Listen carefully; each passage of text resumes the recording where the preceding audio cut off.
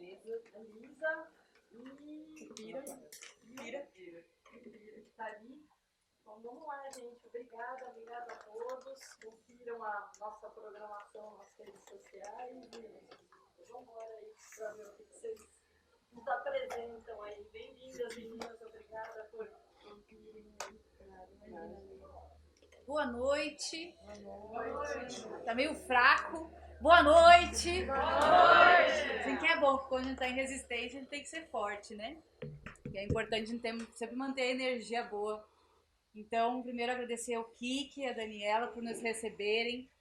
O objetivo, algumas pessoas chegaram aqui, né, perguntando qual é o motivo dessa reunião, o que nós vamos fazer, o que nós vamos falar.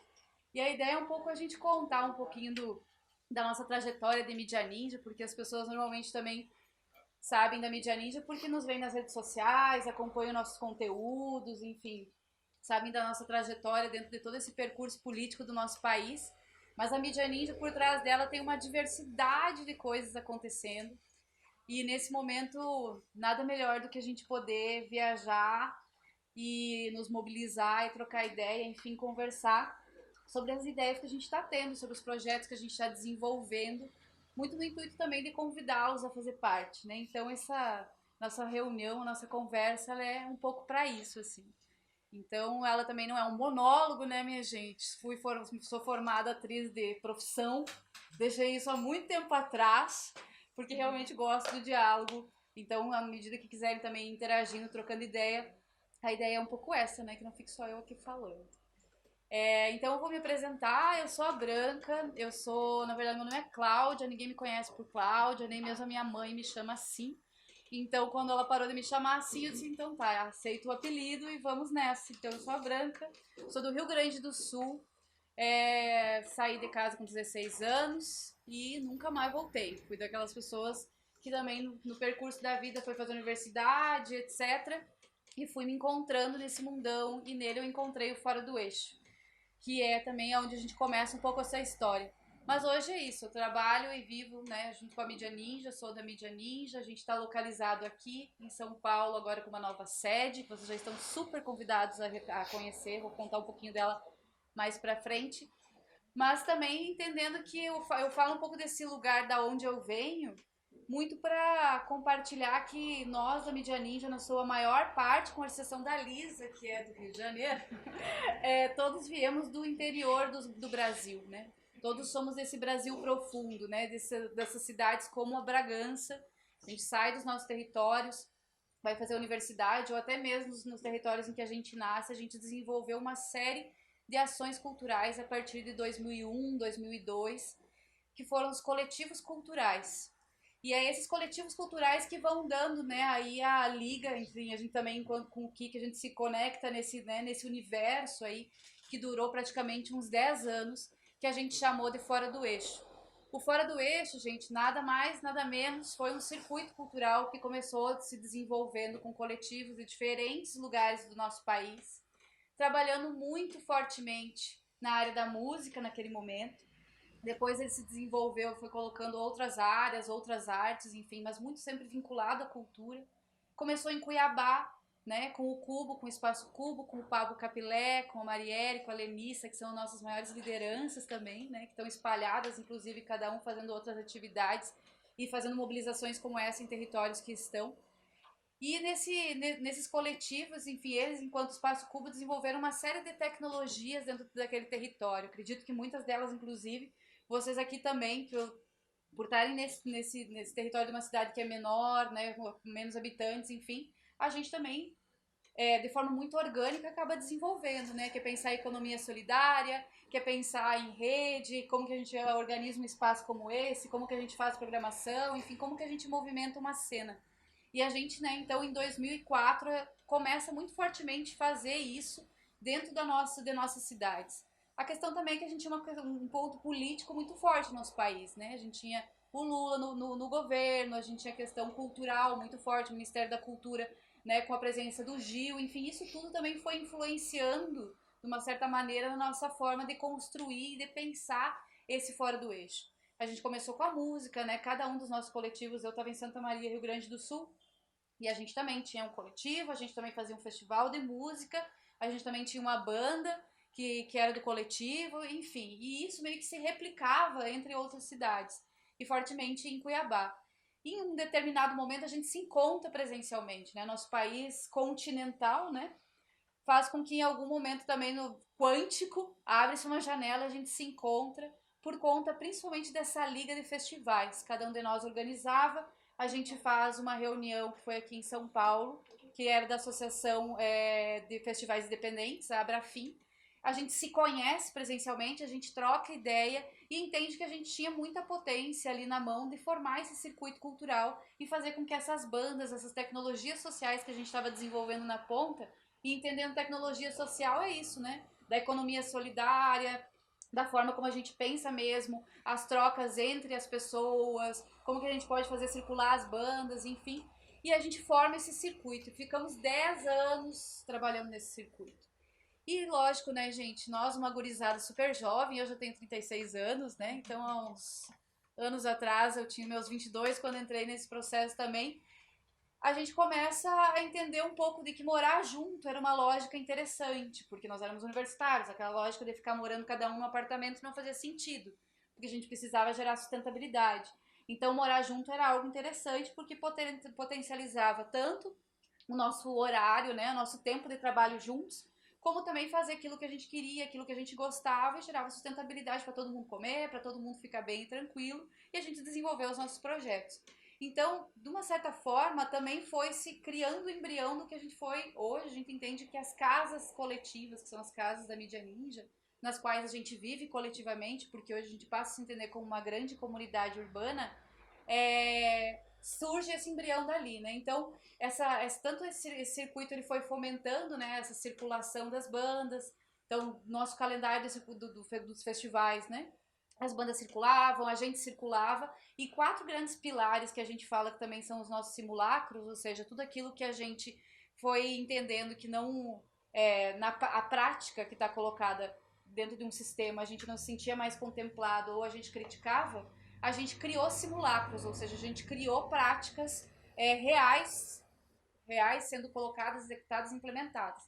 Então foram 4 desses pilares que a gente entendeu também que todo mundo gira em torno deles também, né? O Brasil, a América Latina, o mundo todo, né? Que é pensar o banco, quando a gente criou uma moeda própria e foi pensando nas trocas de serviços e fomentando uma economia solidária própria. Uma universidade, quando a gente entendeu que também havia uma crise dentro do sistema acadêmico, do sistema escolar, então como que a gente se entendia, todos nós que que estamos nessa sala, com certeza temos algo a compartilhar, sabemos alguma coisa, desde de como liga esse microfone, ou como grava, ou enfim, não importa, ou como eu sirvo ou gelo uma cerveja, isso tudo é conhecimento e pode ser compartilhado, porque não quer dizer que as pessoas saibam. Então, desse nível de conhecimento a muitos outros, é entender que todo mundo pode compartilhar, e a gente começou a organizar a nossa Universidade Livre Fora do Eixo, e somos formados a partir dela, né? Eu sempre costumo dizer que somos PhD em civilologia e desenrolo, né? Que é a arte da vida, né? É com nada aprender a fazer muita coisa, né? A economia do fora do eixo, que é essa questão da moeda solidária e tudo mais, a gente foi entendendo que, lógico, dentro de um contexto que a gente está até hoje, né? Que é sempre da escassez, e vendo que a cultura nunca independente do governo que ela esteja, ela nunca é o grande lugar que vai ter investimento, né? Acontecem editais, etc. Mas se você for fazer um cálculo aí por cima numa conta de padeiro, a gente sabe que o fomento à cultura ele é muito inferior à potência cultural que é o nosso país, né?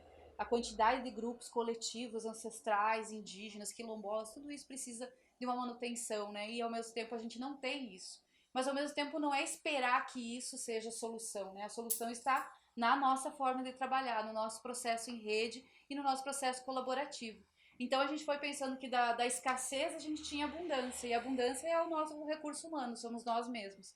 E aí a gente tem essa lógica de que com um a gente transforma em 10, né? Que às vezes é do zero, fazendo com que as coisas aconteçam independente de ter ou não ter recurso em reais, porque o recurso, na verdade, é a nossa energia, a nossa vontade de fazer, a nossa vontade de querer as coisas, fazer com que as coisas aconteçam e transformem, né? Com certeza, por exemplo, essas paredes aqui, que estão aqui colocadas nesse espaço, teve muita energia de muita gente que veio aqui colocar, né, imprimir a sua digital. E o Fora do Eixo foi muito nesse sentido também. como cada um de nós, dentro dos nossos territórios, foi tendo a oportunidade de criar um circuito cultural que estava embasado, então, numa economia solidária, criando nosso banco próprio, numa universidade livre, criando as nossas metodologias.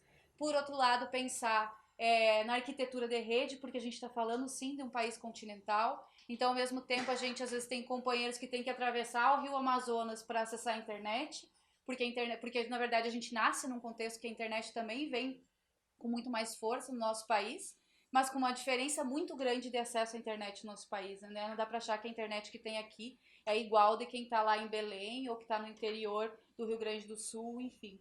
Então, essa arquitetura de rede, pensar que ao longo desses anos 200 coletivos se somaram, realizaram as suas ações e tudo mais, foi possível porque a gente também foi colocando nossa inteligência nesse lugar. Né? Então, até mesmo vir até a Bragança, isso faz parte de uma arquitetura de rede, que é uma arquitetura da gente conectar as pessoas, os lugares, os polos, os espaços, entender que tudo isso tem um circuito que vai passando, né, de conexão e de trocas. E por fim a gente criou uma frente de comunicação. Essa frente de comunicação ela foi importante por quê? Porque a gente tinha esses festivais, a gente tinha um monte de banda, a galera criticava que as bandas eram ruins, a gente acreditava que não, que na verdade se essas bandas tocassem, circulassem, elas conseguiriam melhorar na sua qualidade. Então a gente entendia que quantidade era qualidade também, que a troca de uma banda com a outra, quando eu ouvia uma banda legal e a minha era muito ruim, mas ao mesmo tempo aquilo me estimulava a melhorar a minha, a ensaiar mais, enfim. Então a gente foi fazendo com que esses festivais fossem crescendo, mas por outro lado, não ia ser uma Rolling Stone, né, minha gente, que ia lá em Santa Maria fazer, né, um release, escrever uma matéria sobre o que a gente estava fazendo. Então, criamos a nossa própria forma de comunicação. Todo coletivo cultural que se vinculava ao Fora do Eixo tinha inerentemente esses 4 simulacros, essas 4 frentes de trabalho que possibilitavam que a gente disputasse dentro dos nossos territórios, tanto negociar com as secretarias de cultura, tanto comunicar o que a gente estava fazendo. Então a gente passa a aprender a fazer transmissão ao vivo. Então essas, por exemplo, até mesmo as transmissões ao vivo que a gente vê da Mídia Ninja, tudo é tecnologia que a gente desenvolveu dentro do Fora do Eixo há muitos anos atrás. As fotos grandes, as fotos que a gente tira dos atos, isso tudo tá porque a gente tirou muita foto de show, de crioulo cantando e aquele público gigante, a gente entendendo como é que a gente editava essas fotos, como que a gente fazia uma comunicação em tempo real, como que a gente radicalizava nesses lugares a partir do pouco investimento, mas tentando sempre ter muita qualidade naquilo que a gente estava fazendo. Então, durante esses anos, esses 4 simulacros, eles foram sendo desenvolvidos de diferentes formas. Então, a aguinha, peraí. Ok. E a gente foi se desenvolvendo, criando essas tecnologias, entendendo cada vez mais como que a gente poderia trocar entre nós e fortalecer essa rede. E a gente vai fazendo um calendário gigante, um percurso gigante, a gente passa a disputar muito dentro da música, no sentido de construir um novo cenário da música independente brasileira, né, de fortalecer esse lugar, de criar uma outra lógica das bandas tocarem, de criar esses espaços. Logicamente a gente também foi muito criticado por conta disso, N coisas aconteceram nesse percurso, mas ao mesmo tempo a gente vê, por exemplo, Macaco Bong, que é um power trio cuiabano, né, ganhou ali prêmio depois de Caetano Veloso, ganhou o prêmio de melhor banda do Brasil, né, então é saber que essa banda era do Fora do Eixo, lá de 2004, né, de Cuiabá, totalmente fora dos padrões e às vezes até mesmo do imaginário das pessoas, né? Vanguard ganha no ano seguinte, também de Cuiabá. Então essa questão da gente disputar os espaços e principalmente os imaginários das pessoas, a gente foi entendendo que isso era cada vez mais importante porque despertava também o desejo das pessoas. Né? Então a gente passa, além de estar trabalhando com esses com essas 4 frentes, a gente também ia buscando criar narrativas, começando a contar cada vez mais a nossa história, se colocar muito mais nos lugares. E a gente constrói tudo isso e acaba vindo em 2011 aqui para São Paulo, no Cambuci. A gente encontra uma casa também incrível, uma casa que se tornou a primeira grande casa coletiva do Fora do Eixo. Vários de nós, a gente se desloca dos nossos territórios, né? A gente sai de Cuiabá, a gente sai de São Carlos, a gente sai de Uberlândia e vai morar nessa casa.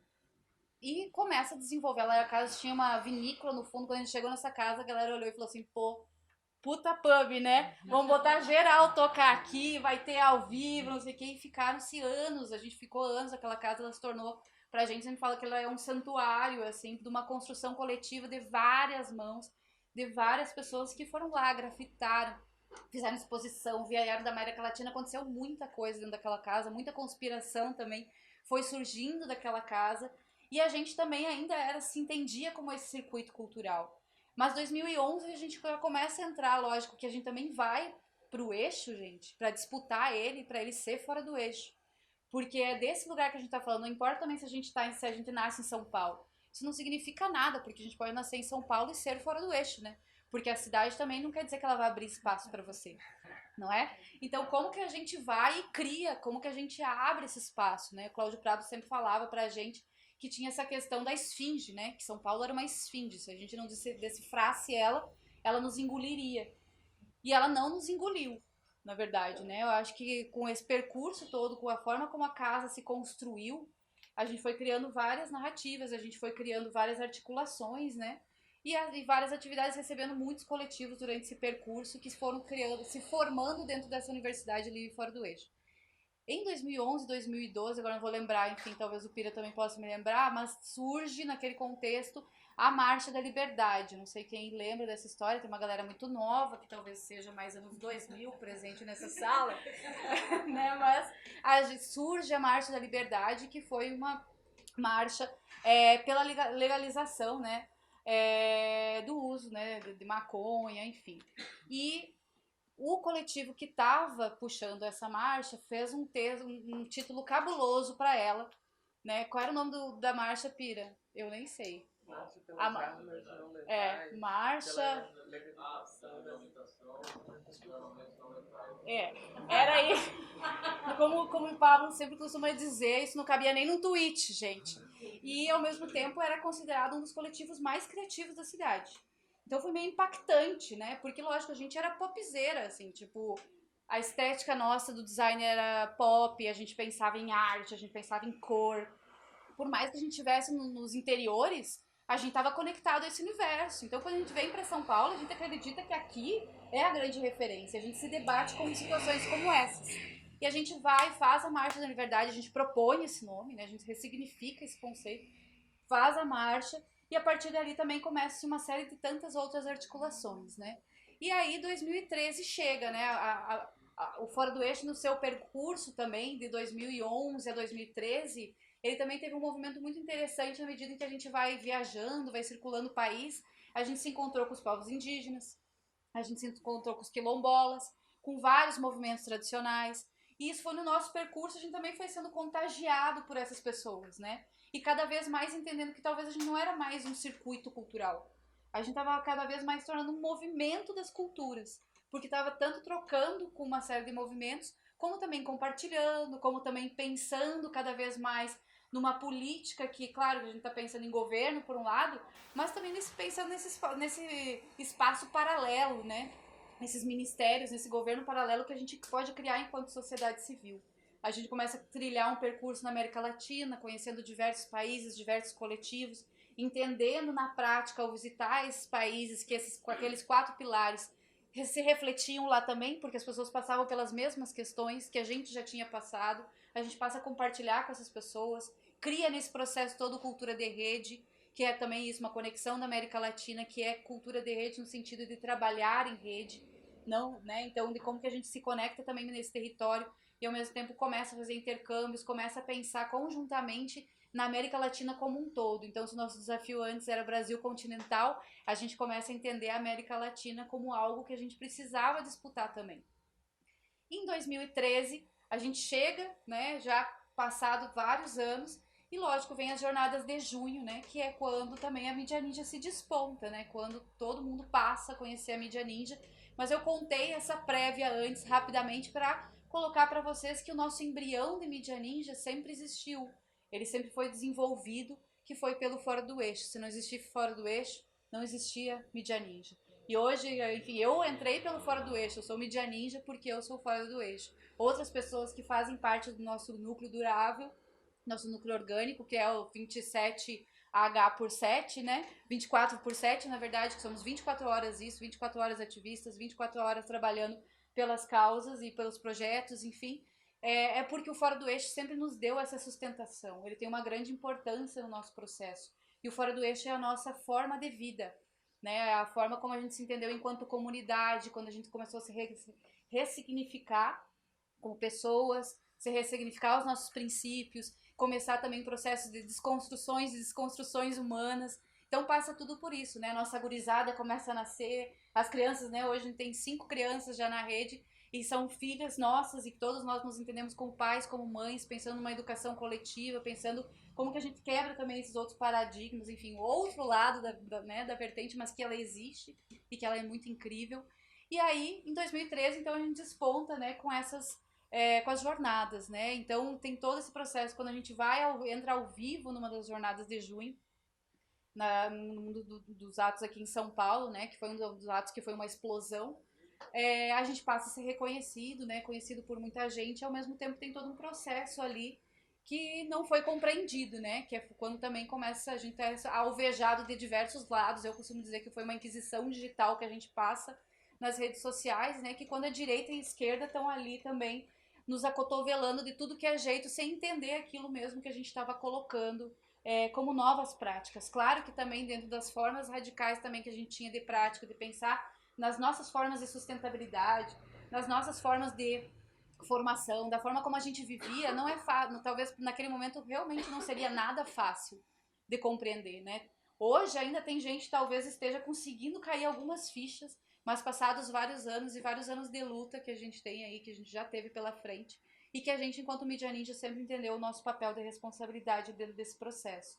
Então 2013 ele é um marco, no caso, quando a gente estoura, mas por outro lado também ele é um percurso muito forte da nossa presença e da nossa atuação consciente dentro de um campo político do nosso país. Quando a gente passa a entender a importância de coexistir, logicamente, de se articular com uma série de articulações políticas, de partidos, de movimentos sociais, inclusive são os movimentos sociais tradicionais que nesse momento de 2013, em que a gente mais tinha ali uma guerra, né, assim, entre direita e esquerda com a gente, enfim, nesse processo, são esses movimentos sociais que, não, espera aí, gente, é assim, quando a gente cresce, quando a gente fica grande, é esse tipo de coisa que acontece nessa disputa política, quando as pessoas se sentem ameaçadas, ainda mais quando a gente fala de comunicação, porque está dado, né, dentro do nosso país tudo que a gente tem aí, quais são as grandes corporações, né, nesse lugar.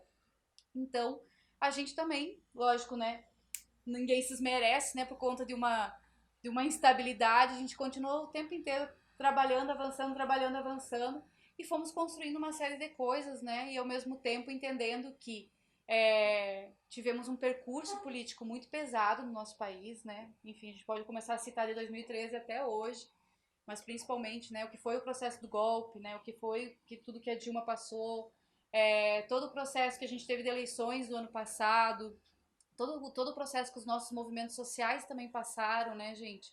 Os blocos que foram criados, né, para tentar também, né, dar vazão, mobilização, erguer as coisas, manter as bandeiras erguidas.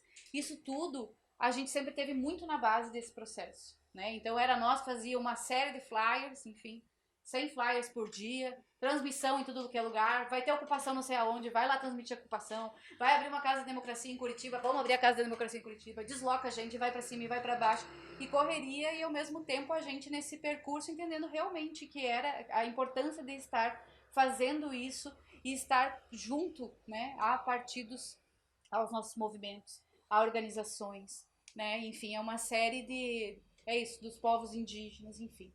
Então a gente passa esse percurso todo de 2013 até o final do ano passado, se entendendo como base mesmo desse percurso político do nosso país. E quando acontecem as eleições do ano passado, no segundo turno, a gente estava aqui em São Paulo também, porque a gente fez essa construção que foi muito louca, né, gente? Da campanha presidencial, né, do Boulos, a gente esteve à frente dessa campanha na área de comunicação, mas também fomos responsáveis pela articulação daquela chapa, né? Então, Boulos e Sônia nem se conheciam, né? E a gente passa a conectá-los. a gente conecta uma série de outras pontas, né, para que essa articulação, para que essa chapa acontecesse. E a gente também sempre soube que essa chapa ela nos representava porque era a disputa dos imaginários. É do sem-teto, né, aos povos indígenas. É desse lugar que a gente estava disputando, independente da quantidade de votos, né? Mas ao mesmo tempo colocar isso na rua e mostrar que isso é possível, que é possível essas pessoas que vêm desses lugares serem o que são e construir também uma trajetória de lideranças dentro desse percurso político. Ao mesmo tempo, lógico, né? Somos parceiros do PT e, né, de vários partidos de esquerda, mas naquele momento fizemos essa opção. E fomos conectando, né? O que a gente fala, né? A nossa capacidade foi de conectar o MST, o MTST, que não tem teto nenhum, né? Com um dos pedaços de chão mais caros do Brasil, né? Que é lá na Vieira Solto, na casa de Caetano Veloso, né? Quando a gente coloca o Boulos lá dentro e está ocupado, né? Literalmente uma ocupação dentro de uns territórios talvez mais caros do nosso país. E fazer com que essa costura muito fina entre as pessoas, né? Que a gente fala que vai da puta ao pastor progressista, né? E a puta ativista ao pastor progressista, como que a gente faz coexistir, né? Em diferentes lugares, no mesmo lugar, na verdade, né? Como que a gente passa a construir ambientes de respeito da diversidade e ao mesmo tempo entender que são muitas bandeiras que estão aqui colocadas, né? Mas ao mesmo tempo a gente vai para esse processo de eleições, a gente também estava aqui na Praça Roosevelt com o nosso bunker armado, ficamos todo o período eleitoral trabalhando aqui e quando a gente fecha essa maratona, né, de anos na verdade, a gente fecha também um livro da nossa história. E por outro lado, enquanto muitos estavam ali ainda perdidos ou ainda meio, que a gente fala que é o efeito barata voa, né, que tá todo mundo meio assim, por conta das eleições, o que a gente fez? A gente abriu um link de seja resistência, seja ninja, e em menos de 24 horas, 5.000 pessoas se cadastraram, e a gente começou a entender que a gente tinha uma capacidade ainda maior de conectar mais as pessoas, e nesse momento em que a gente tá ali, às vezes efeito barata voa, a gente também entende que tem uma oportunidade. E nessa oportunidade é de um processo de construção de novas páginas, de um novo livro, que tem páginas em branco incríveis pra gente escrever, desenhar, pintar e fazer tudo o que a gente quiser. Porque, lógico, a gente continua trabalhando nesse processo de comunicação, a gente tá ali todo dia fazendo, enfim, hoje a Preta foi solta, né? Várias coisas aconteceram, enfim. E a gente tá lá, a gente tava lá, transmitindo ao vivo, fazendo a cobertura e etc. Mas, por outro lado, a gente tá aqui. E a gente tá aqui muito por vários projetos, por várias perspectivas, por várias visões e por um estímulo muito grande, porque a gente tá vendo isso como uma grande oportunidade. Por mais que o nosso país esteja em crise, ela é da crise à oportunidade. É como que a gente vê desse lugar, desse momento, que a gente pode realmente transformar, né? Enfim, tem uma analogia que a gente fala que é meio ursinho carinhoso, né? Quando vem o ódio, você abre o coração, joga energia, porque é desse lugar que a gente tá falando, né? Porque é do amor, né? É da paz, é de pensar na transformação do mundo. Isso tudo parece papo de doido, né, gente? Mas no final das contas são coisas que nos movem no dia a dia, né? Porque são opções que a gente também tem que fazer para manter o companheiro do lado estimulado. Não é pouca coisa a questão do ninguém solta a mão de ninguém, né? Mas é de fato, ninguém solta a mão de ninguém e a gente tem que seguir com muita energia. E aí a mídia ninja inicia o ano, já na verdade a gente sai das eleições em novembro, vai para o Rio de Janeiro, começa a pensar numa série de projetos e inicia o ano assim, pensando em muita coisa. E a primeira coisa que a gente fez foi pegar esse cadastro com 5.000 pessoas, extrair indicadores e entender qual era o território do nosso país que mais nos acessou, que mais respondeu. E é por isso que a gente vai para a Bahia, abre uma casa na Bahia e fica lá o verão inteiro fazendo uma casa temporária, circulando, né, um monte de gente conheceu, um monte de gente fez atividade, conectando gente. Em 3 meses depois a gente fecha, volta pro Rio, abre uma casa em Lisboa, ficamos 3 meses em Lisboa agora há pouco tempo, fecha essa casa, vem pra cá e a gente tá com esse espaço incrível que a gente tá agora abrindo em São Paulo, que eu já vou falar. Mas isso tudo são projetos que a gente foi pensando e entendendo junto com as próprias pessoas que fazem parte da mídia ninja. E as pessoas não somos nós no núcleo de trabalho. Muito pelo contrário, é o que a gente fala que, né, enfim, é a tese do comentariado, né, que antes tinha o proletariado e agora a gente tem o comentariado, né, que são as pessoas que participam de diferentes formas, né, que posso ir lá num post comentar, eu posso ir lá num post curtir, eu posso ir lá num post, posso mandar um inbox, e a gente foi analisando essa série de dados, porque é um volume muito grande de informação que a gente trabalha, e foi entendendo que as pessoas, elas são essa riqueza, gente. Elas são certas coisas que querem, talvez, mais conteúdo disso, ou queremos mais, sei lá, ações sobre isso, queremos mais cultura, queremos mais show, enfim. E que é super crítico, inclusive. Ó, lá, ó, tal palavra tá escrita errado, hein? Ou, não, precisa de mais negritude nessa timeline, hein? E é isso, porque se torna uma editoria coletiva muito enriquecedora e pra gente sempre também um eterno processo de aprendizado e ao mesmo tempo desafiador, né? Porque são várias nuances para conseguir fazer um post às vezes, né? Então a gente tem que ter muito cuidado. E nessa perspectiva a gente criou alguns projetos, para além das casas, que eu já dei uma pincelada rápida, mas a gente criou 500 cidades, por exemplo. A coluna Prestes talvez tenha sido a coluna que mais circulou o Brasil, né? Tem que louvar essa coluna, né? Porque ela foi incrível e da forma como ela foi feita, no momento que ela foi feita, foi incrível. E a gente está se desafiando a fazer o 500 cidades, que é uma circulação de 500 cidades no nosso país. Isso tudo, gente, é um reflexo, uma forma prática da gente responder a esse processo político, né? Depois das eleições, é isso, as pessoas, tem muita gente ainda que está num processo de depressão, não sabe para onde vai, o que faz, enfim. E a gente fica entendendo que, na verdade, circular o país, fazer reuniões como essa, colocar a galera no mesmo espaço, trocar ideia, contar essa história, apresentar projeto, fazer com que isso tudo se sinergize e crie ambientes de outras possibilidades e conexões, da gente se encontrar outras vezes, isso é desse calendário, é dessa agenda que a gente está falando, né? E que ela é uma agenda festiva, que ela é uma agenda que mistura cultura, mistura comunicação, mistura as pautas políticas.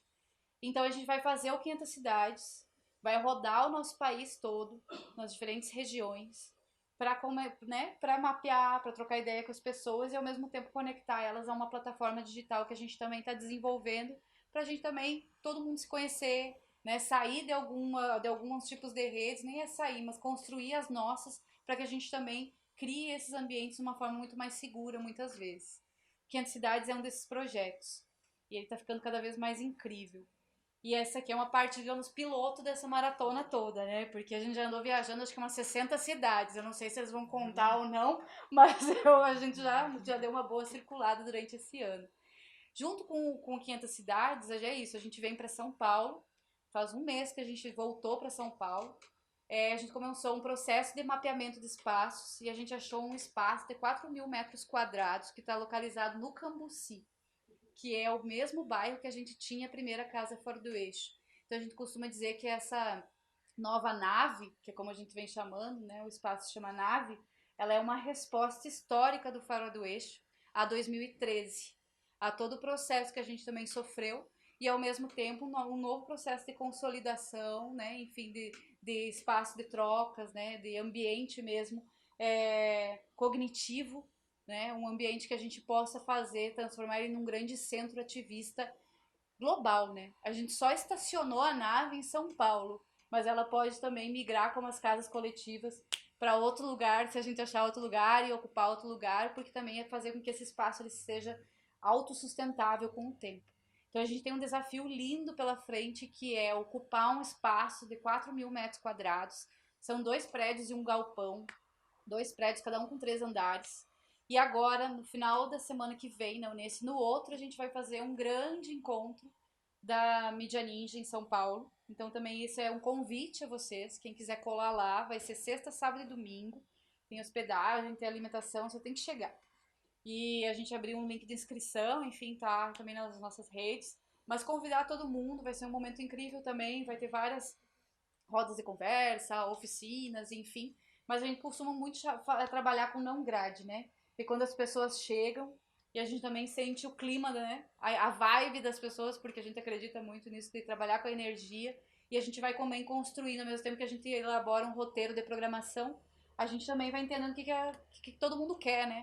Às vezes todo mundo quer fazer uma yoga, vamos fazer uma yoga coletiva. Ah, não, queremos debater a política brasileira, então vamos debater a política brasileira, mas ao mesmo tempo a gente tem uma programação que ao menos dá uma organizada nas nossas loucuras todas, né? Não fica... E a gente tá nesse momento, gente, um momento muito energético, muito positivo, sabe? Entendendo mesmo que é uma oportunidade que a gente tem na mão, que não é porque a gente tá, às vezes, isso numa cidade menor, uma cidade maior, mas que nesses lugares a gente precisa criar esses momentos, né, esses polos de resistência, né, criar essas conexões e aí entender que é a partir dessa do olho no olho, da prática, das ações que a gente vai desenvolvendo, é que a gente vai passar por esse período. Porque a gente não tá, de uma certa forma, lógico, estamos ali fazendo, né, comunicação, mídia ninja, né, no seu dia a dia, mas por outro lado a gente já tá mirando 2023, que é essa construção que a gente tem que fazer, né? A nossa nave tem que ir pra, né, a gente tá criando uma máquina do tempo, como diz o Pablo, assim, né? Que é como que a gente vai também encurtando distâncias e ao mesmo tempo mirando muito longe e construindo esse processo todo, né? Então, vocês estão super convidados a subir nessa nave, né? E ao mesmo tempo, pra gente vai ser super incrível também recebê-los. E é isso, gente. Vamos, enfim, trocar ideia. Eu termino aqui minha fala e todo mundo quietinho. Mas é mais ou menos por aí, assim. Estamos nesse processo mesmo. É muito instigante a tua fala, é muito provocativa. Né? Quando você fala da tua pouca idade, imagina nós que temos um pouquinho mais de idade que você, e vendo você comentar e tentar transformar esses nossos desejos através desse trabalho que vocês fazem, que é a carência maior que eu vejo nos momentos de hoje, que é a carência da informação correta, que é a honestidade na informação e nessa comunicação que une as pessoas. Porque a comunicação que vocês fazem nesse trabalho, não só da comunicação transmitida nas lives, mas nessa coisa de montar essas casas, que eu tive a oportunidade de usufruí-la lá em Curitiba, e que tem uma grandiosidade na transformação, no comportamento social. Então é muito mais do que comunicação, eu acho que é uma transformação, é uma provocação a nos transformar. E me sinto muito privilegiada por estar aqui, porque eu sou caipira nata Bragantina, meu nome é Beto Beraldo, e costumo dizer que eu moro numa cidade de formação escravocrata, aristocrata, e que está nesse momento, com esses jovens aqui sentados, que eu estou olhando agora aqui e vejo. Então, o companheiro, acho que o Kiko Blau deve ter feito esse convite, não sei se é teu. Me sinto muito orgulhosa de saber que a gente pode estar numa roda de conversa, discutindo algo tão. Discutindo não, mas trocando essa experiência tão construtiva que é o trabalho do Mídia Ninja. Me sinto muito feliz e contemplada. Muito obrigada.